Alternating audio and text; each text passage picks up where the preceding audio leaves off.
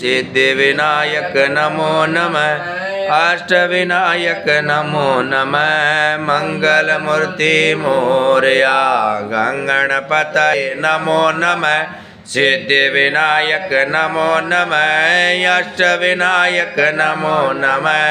मंगलमूर्ति मोरया प्रणम्य शिरसा देवं गौरीपुत्र विनायकं भक्तावासमरे नित्यम् आयुष्कामार्थसिद्धये प्रथमं वक्रतुण्डं च एकदन्तं द्वितीयं तृतीयं कृष्णपिञ्जाक्षं गजवक्त्रं चतुर्थकं लम्बोदरं पञ्चमं च षष्ठं व्यक्तमेव च सप्तमं यज्ञराजेन्द्रं धूम्रवर्णं तथाष्टमं नवं बालचन्द्रं च दशं विनायकम् एकादशं गणपतिं द्वादशं तु गजाननं द्वादशैतानि नामानि त्रिसन्ध्यं यः पठे नर न च विगन्भयं तस्य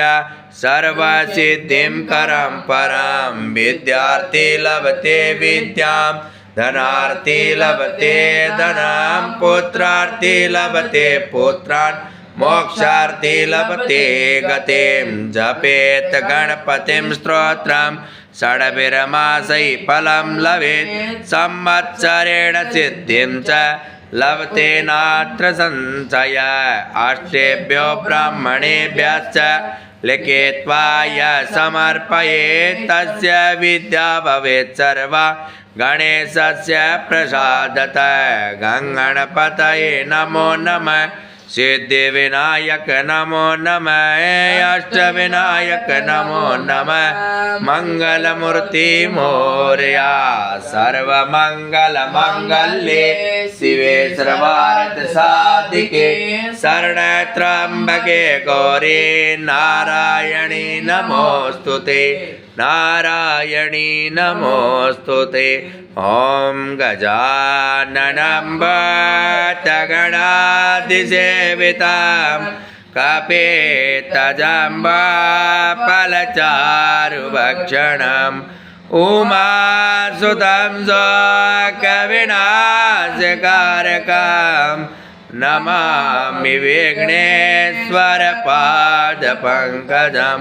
नमो देव्यै महादेव्यै शिवायै सततं नमः।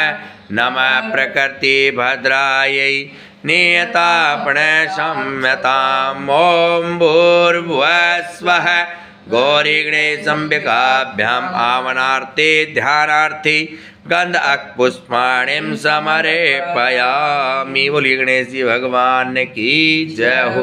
बोलिए गौरा मैया की जय हो।